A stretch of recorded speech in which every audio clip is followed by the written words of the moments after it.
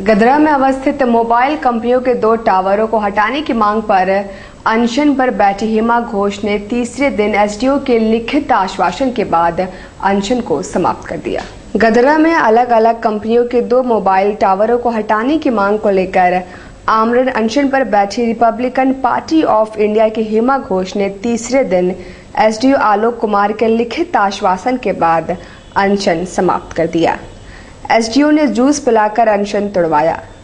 इससे पूर्व एसडीओ के साथ काफी देर तक हेमा घोष ने बहसबाजी की।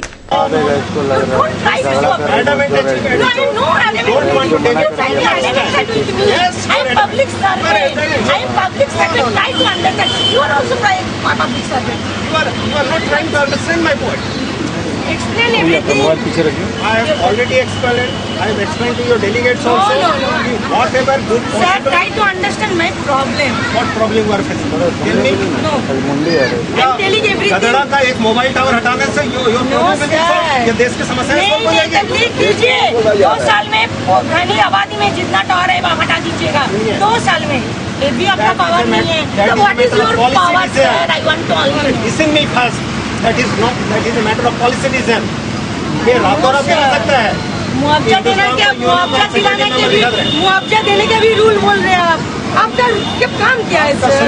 क्या चीज का मुआवजा दिखाएं? इनका जेट टूटी है, आप देखने गए कभी भी? सुनिए, मुआवजा देने का क्या रूल है? कौन सी स्कीम में दिलाइएगा आप मेरे को बताइए। कौन सा ऐसा स्कीम है बताइए? टावर कंपनी के कारण नहीं दिलाइए। अगर उत्तर सहमति है तो आप क्यों नहीं दे सकते? ठीक है, मैं अगर 1000 रुपीज दे रहा हूँ उनको तो आप भी 1000 रुपीज। कंपनी वाला तो सर हाथ में ऐसा करेगा, वो करेगा झमेला। मुआवजा देंगे आप अगर अभी थोड़ा शांत हो जाइए। मैं आपको बता रहा हूँ, इस महीने के अंदर अगर कंपनी ने गलत पानी प्रबंधन के लिए आप हो रहा ठीक है और आपका नहीं है मैं ज्यादा से ज्यादा उसका टावर का लाइसेंस या जो भी लगाया है वो कैंसिल अभी कैंसिल करिए। ठीक है, उसका प्रोसेस में समय अरे सब में आप प्रोसेस बोल रहे हैं सर। अभी प्रोसेस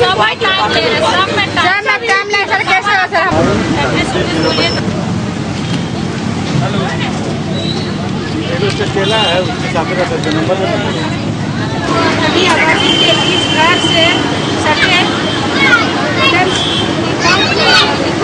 मोबाइल टावर एवं जनरेटर को हटाने की कार्रवाई पॉल्यूशन कंट्रोल बोर्ड के परिनियमों लगाते स्थापित करने का संबंध निर्देश का उल्लंघन होने पर 1 महीने के अंदर आवश्यक कानूनी कार्रवाई की जाएगी।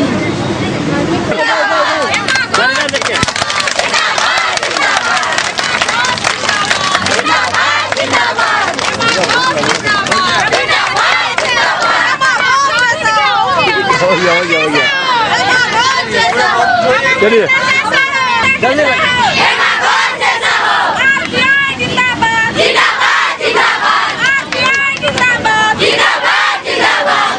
आप लोगों के सामने ही वार्ता हुई है। गदरा स्थित घनी आबादी के बीच में जैसा लोगों ने कहा कि 2 मोबाइल टावर जो वोडाफोन कंपनी, टाटा इंडिकॉम, रिलायंस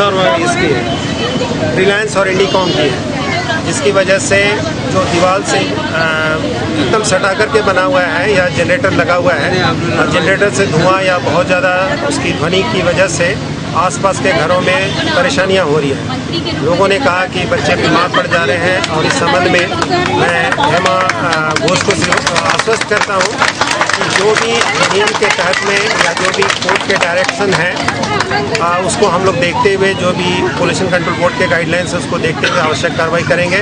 अगर टावर को वहाँ से घनी आबादी से शिफ्ट करने की बात एक होती है, वो भी अगर कानून के परिधि में रहकर काम नहीं कर रहे हैं, अगर उल्लंघन हो रहा है जो भी प्रावधान है, तो निश्चित रूप से वो टावर कंपनी के विरुद्ध भी कार्रवाई करते हुए वहाँ से शिफ्ट करने को उनको कहा। जमशेदपुर अभिभावक संघ ने स्कूली वाहनों में ओवरलोडिंग कम करने व कार्रवाई की मांग प्रशासन से की है। 30 जून को परसुडी में स्कूली वाहन की चपेट में आकर केरला पब्लिक स्कूल के बच्चे की मौत के बाद एक बार फिर से स्कूली वाहन चालकों पर उंगलियां उठने लगी है। बुधवार को जमशेदपुर अभिभावक संघ ने प्रशासन से सख्ती बरतने की मांग की है। जमशेदपुर के निजी स्कूलों में चलने वाले स्कूली वाहन और उसमें हो रहे ओवरलोडिंग और उनके द्वारा की जा रही रैश ड्राइविंग पर जब जिला प्रशासन द्वारा रोक लगाने की कार्रवाई की जाती है तो जिस तरह से ये हड़ताल करके अपना दुखड़ा रोने नेताओं के पास पहुंच जाते हैं और हमारे खाद्य आपूर्ति मंत्री और मुख्यमंत्री के पास पहुंचकर अपना दबाव बनाने की अपने तरफ से कोशिश करते हैं जिला प्रशासन द्वारा, और बहुत नाटकीय ढंग से जिला प्रशासन द्वारा चलाई जा रही कार्रवाई पर रोक लग जाती है। और उसके बाद जो कल की घटना है जिसमें स्कूली वैन चालक के कारण, उसकी रैश ड्राइविंग के कारण बच्चा का मृत्यु हुआ, उसकी जिम्मेदारी कौन लेगा? हमारे मुख्यमंत्री जी, खाद्य आपूर्ति मंत्री जी, स्वच्छ प्रशासन की आप बात करते हैं, पीछे से इस तरह की राजनीति क्यों हो रही है? आपके सहयोग के कारण जो इस तरह से स्कूली वाहन चालक एक तरफ तो हड़ताल करते हैं, दूसरी तरफ जो है फिर ओवरलोडिंग करना शुरू कर देते हैं। जब जिला प्रशासन के द्वारा कार्रवाई रोक दी जाती तो क्या हम अभिभावकों के बच्चों की जान इतनी सस्ती हो गई है? स्कूली वाहन चालकों द्वारा जो मांग की जाती है पैसे की, अभिभावक पूरी देने को तैयार है और देते भी हैं, लेकिन उसके बावजूद भी हमारे बच्चे की सुरक्षा नहीं है। उसकी जिम्मेदारी कौन लेगा? दूसरी ओर भारतीय जनता महिला मोर्चा द्वारा महिलाओं पर हो रहे अत्याचार और नारी सुरक्षा के प्रति सकारात्मक कदम उठाने की मांग को लेकर उपायुक्त को ज्ञापन सौंपा है। उनका नेतृत्व राजपति देवी कर रही थी।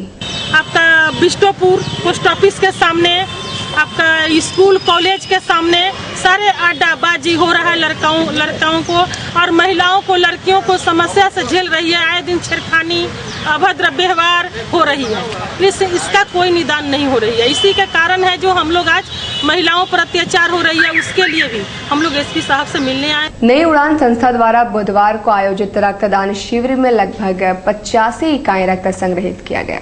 डॉक्टर्स डे और स्वर्गीय डॉक्टर प्रभात कुमार के जन्म दिवस के मौके पर नई उड़ान संस्था द्वारा ब्लड बैंक में रक्तदान शिविर का आयोजन किया गया। इस मौके पर कोल्हान विश्वविद्यालय के प्रतिकुलपति डॉक्टर शुक्ला मोहंती मुख्य अतिथि के तौर पर मौजूद थे। उन्होंने स्वर्गीय डॉक्टर प्रभात की तस्वीर पर माल्यार्पण कर शिविर की शुरुआत की। आज डॉक्टर प्रभात जी का जन्मदिन भी है। उस जन्मदिन के उपलक्ष्य में आज ये ब्लड डोनेशन कैंप अपने आप में बताता है कि डॉक्टर प्रभात डॉक्टर्स के प्रति, मरीजों के प्रति कितने संवेदनशील थे। उसी के एक अंग बनने का मुझे मौका मिला, इसके लिए मैं अनामिका जी को धन्यवाद दूंगी कि हम सब मिलकर आइए उनकी याद में ये जो आज ब्लड डोनेशन कैंप है इसको यादगार बनाएं। नई उड़ान की तरफ से हो रहा है, हम इन लोगों को कहे कि नई उड़ान की तरफ से जन्मदिन इनका मनाने के लिए जयंती, उनका शरीर नहीं है लेकिन आत्मा हम लोगों के साथ है। बाल बच्चे परिवार जो भी है, हम लोगों का हर चीज़ डॉक्टर साहब पे चलते ही है। भले उनका शरीर चला गया इस दुनिया से, लेकिन मैं चाहती हूँ हमारा आने वाली नई जनरेशन जो नई पीढ़ी है उन्हें याद करें, उन्हें लगे कि मतलब हमारे बाबा क्या थे। और हमारा एक पोता भी हुआ है, इसलिए हमने ये जयंती मनाई है। और आज का ये खास दिन डॉक्टर प्रभात का जन्मदिन और डॉक्टर्स डे, इससे अच्छा दिन नहीं हो सकता था रक्तदान करने के लिए। नई उड़ान की एक अच्छी पहल आज के दिन उन्होंने चुना। डॉक्टर प्रभात को अच्छी श्रद्धांजलि और साथ में समाज के लिए एक बहुत बड़ा योगदान।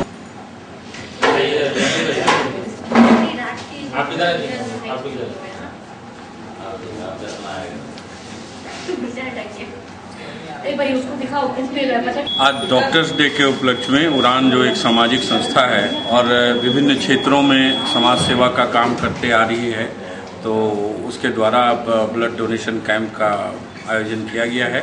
और हम समझते हैं कि करीब 100 बोतल ब्लड जो है ये लोग कलेक्ट करेंगे।